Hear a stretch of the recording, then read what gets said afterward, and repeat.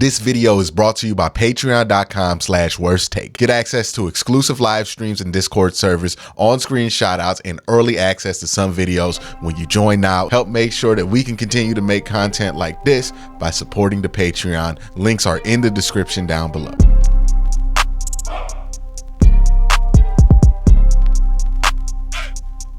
Hey, what's up, and welcome to the show where I react to the hot takes that you leave in my comment section throughout the week. A ton of videos to get to, a ton of comments to get through. So let's start with my film breakdown on DeJuan Jones. I called this DeJuan the brick wall.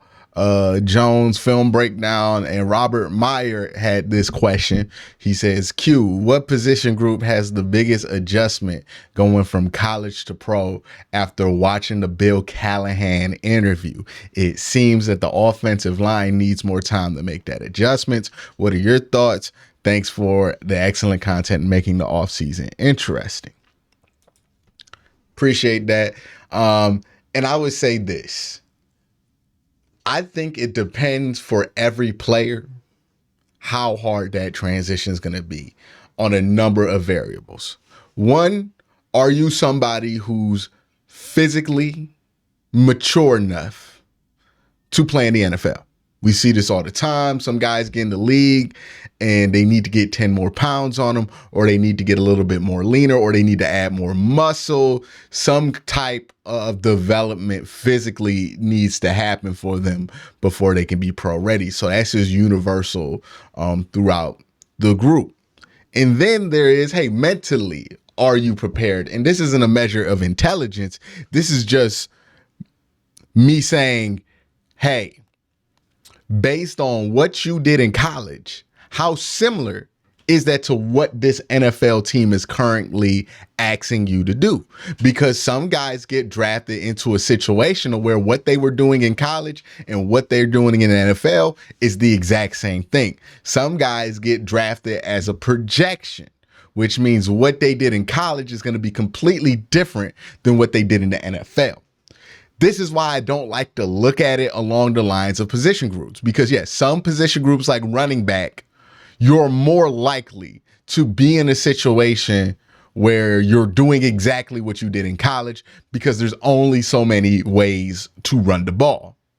You could say offensive line, that's a similar case because there's only so many ways to protect the quarterback, but the physical part is much larger with the offensive line because these guys in college are just not as big as the guys you're blocking in the NFL and not as strong or fast.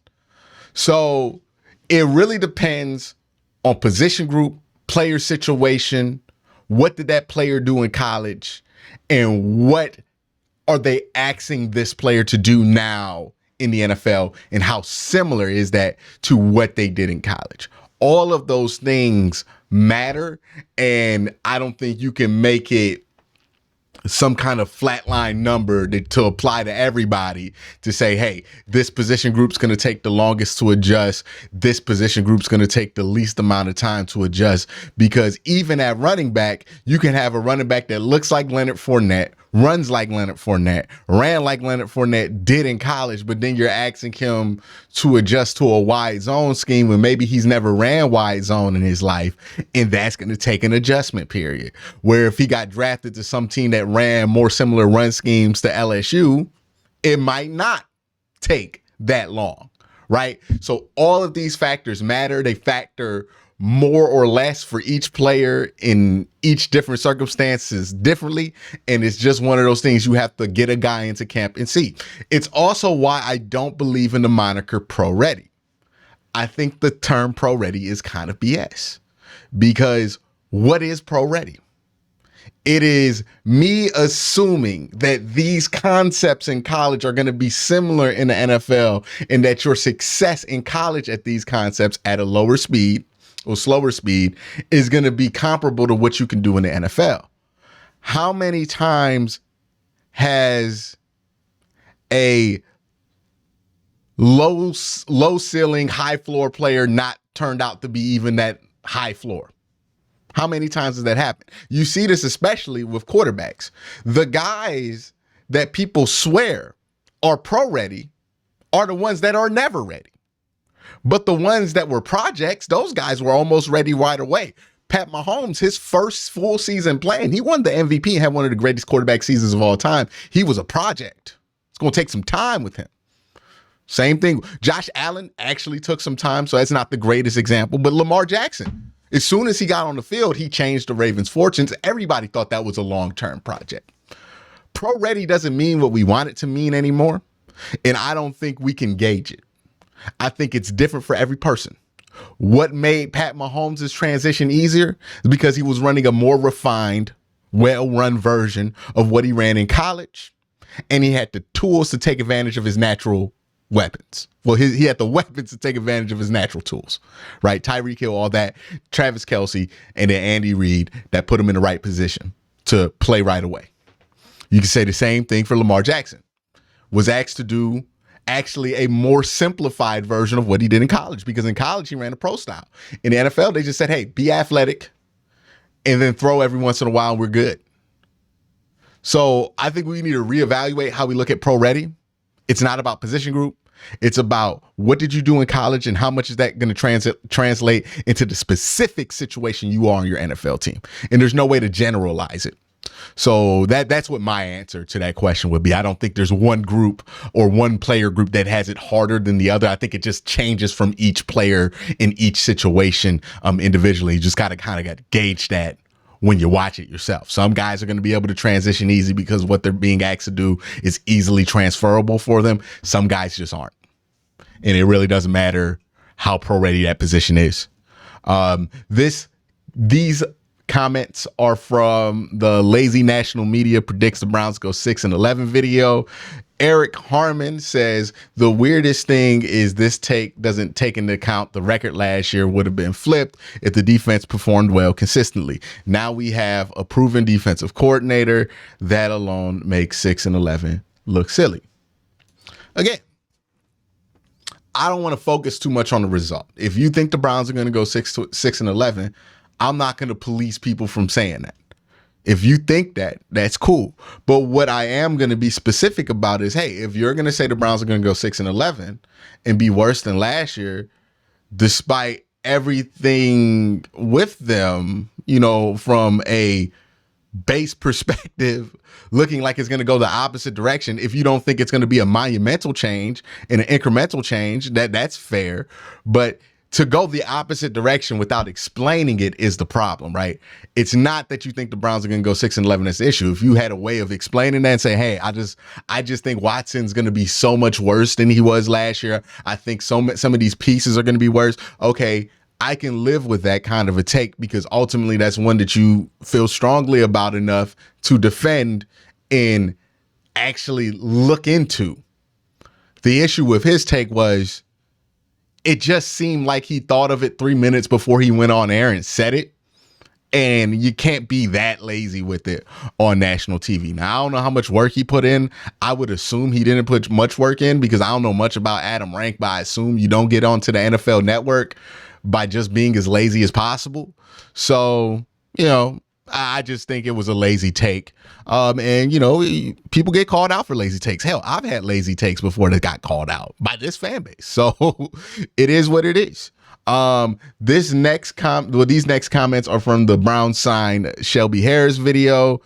And this comment is from my man Cap and Billy, who says, this move just made the linebacker group twice as effective as before.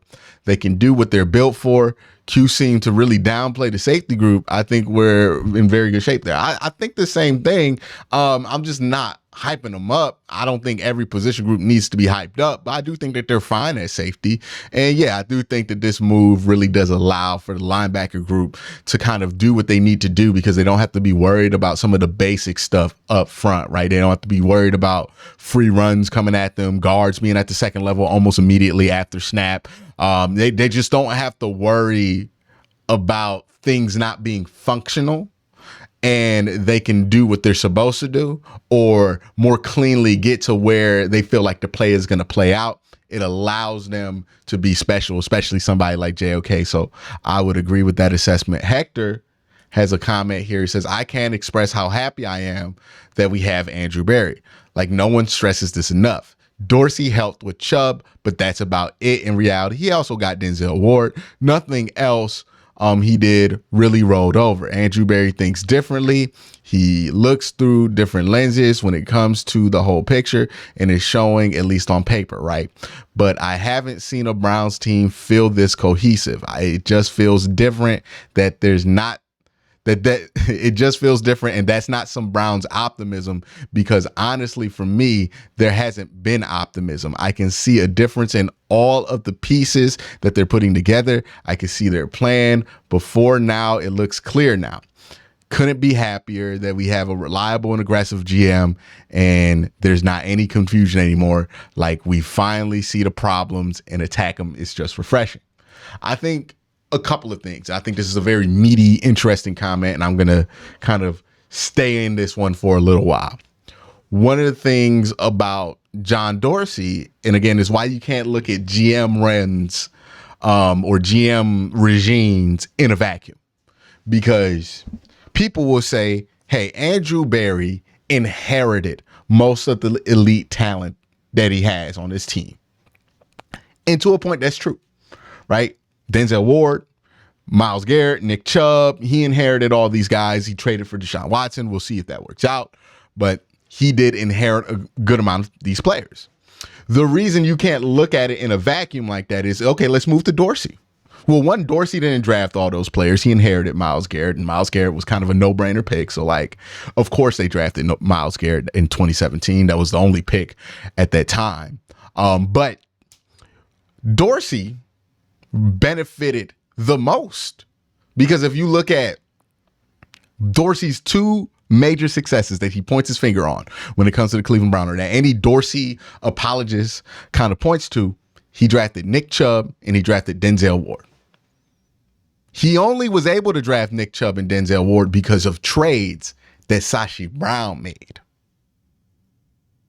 So if John Dorsey doesn't inherit that extra first round pick and that extra second round pick,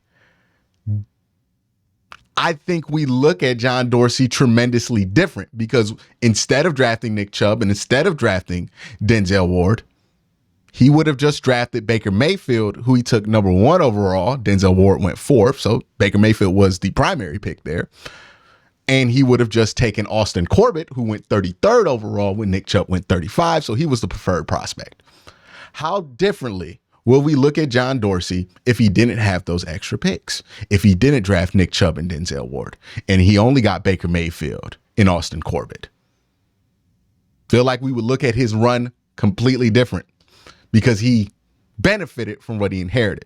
Now let's move the conversation back to Andrew Berry and why Andrew Berry's successes are what they are. And it's because he's taking a magnifying glass at the specific things that go wrong each season, and he addresses them. Now, that doesn't guarantee that you're going to have success over the season, because injuries happen, bad quarterback play happens. All of these things kind of have unfortunately happened over the last couple of years to the Cleveland Browns. But I don't think you can lay too much blame at the Browns' issues being roster related. Yeah, defensive tackle, that's been an issue. He finally addressed that sufficiently. But other than that, a lot of the Browns' issues came from players underperforming, weird decisions being made, things like that. So, yeah, I think Andrew Berry has proven himself to be a stud. We'll see if this season pans out, though. This is Browns players that have me hyped. This one is from a 1-month member. Check out the dope stripe. Theo S. Wallace. Correct me if I'm wrong on that, Theo. With Nick Chubb, it's hard to imagine the ceiling being much higher than he's already shown. Not because I do not believe in Nick Chubb, more because he's already so good, it feels crazy to expect more.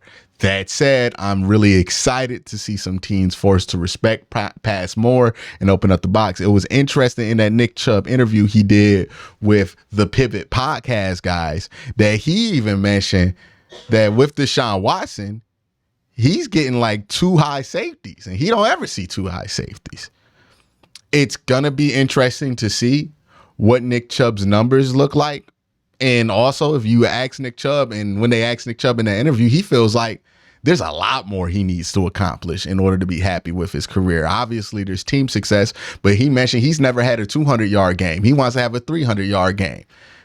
You know, I think there's room for Nick Chubb to grow because, one, he's going to get a lion's share, and not just a lion's share, the vast majority of the run carries. So if there is a giant hole, it's going to be Nick Chubb who takes advantage of it. He's going to get more of those plays. I think his production will benefit because of that. And two, his production is going to be better or his production has the chance to get better because now he's in a position where, hey, if Deshaun plays to where he can get to, Nick Chubb becomes the second thing defensive coordinators have to worry about. And he's never been in that position in the NFL. And it's interesting to see what he can do if he can get to that spot. This next video is from my video about special teams. The Browns special teams just has one job. And this comment is from Guttural Darkness. I hope everything is okay with you, brother.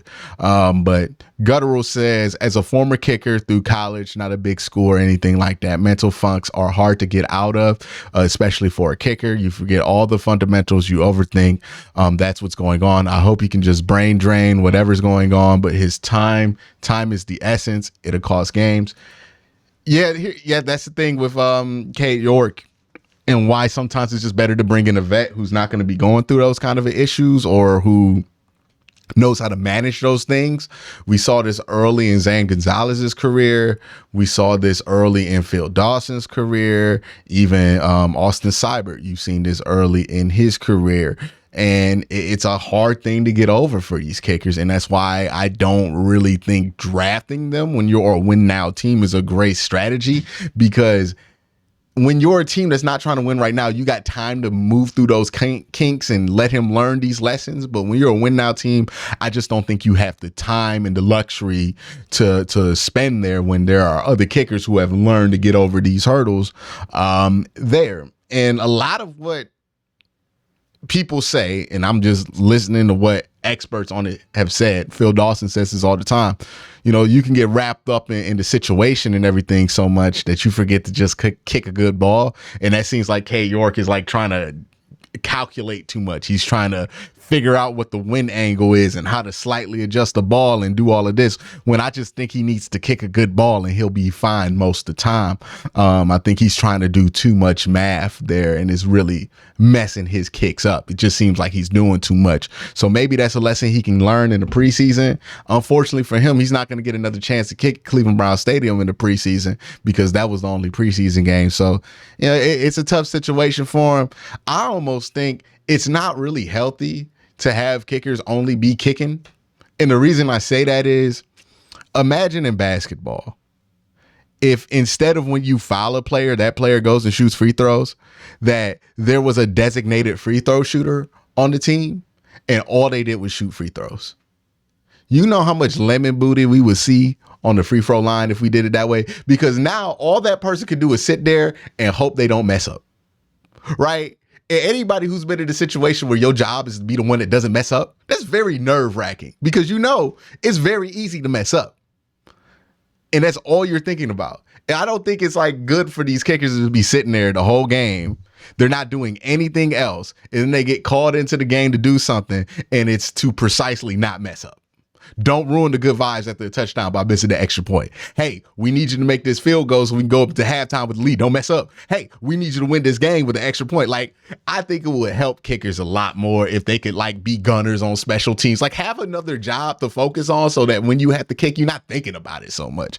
I think that would be something that's helpful. I don't think we need to have kickers, or the only thing that kickers do is kick. Like, I honestly think it shouldn't be that specialized of a position, that we should teach some, like, if you're a back end wide receiver, maybe you should also learn how to kick in your spare time in college, because a sixth receiver that can also be a kicker and be used in different ways, maybe you're not thinking about it that much once you finally got to go up there and kick. I don't think just having them just sit there with the kicking tee all day, all week in practice, thinking about not messing up, that's got to be unhelpful towards some of the mass lemon booty that we see with kickers these days. This comment is from the Okay, this comment is from the Browns week 2 recap video. And look, most people were positive about what the Browns did in the preseason, but we did have, some negative Nancy's in the chat. So let's talk about them.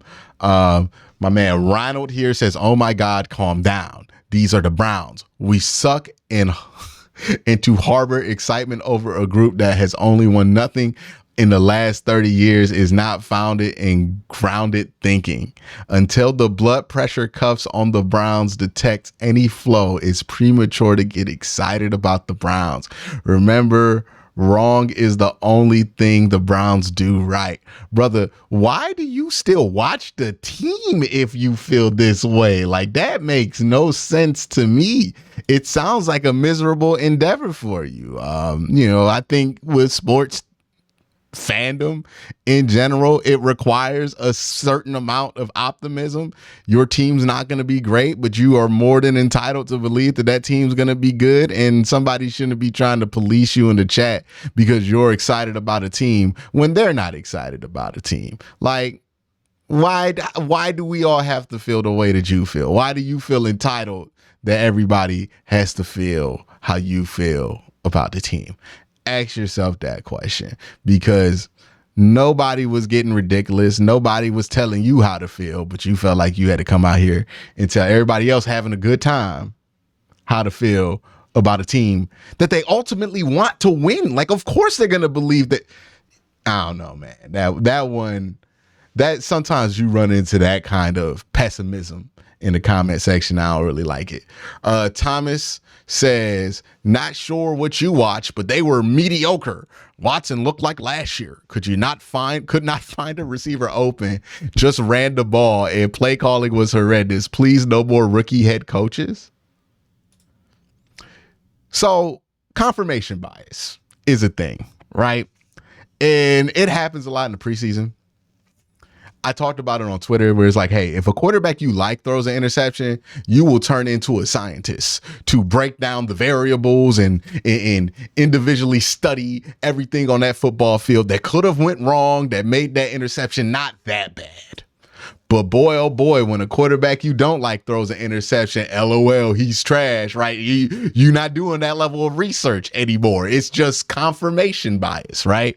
And unfortunately, in today's day and age, we run into a ton of confirmation bias, right? In everything that we do. People just kind of see what they want to see, run to people who are going to tell them that they're seeing what they want to see, and not explain it any further or not get into any more detail because they just want to live in a world where what they're saying is true and it's not being challenged by anybody. So when somebody like me comes on here and says, "Hey, Watson looked good in that first drive," they get all tight about it.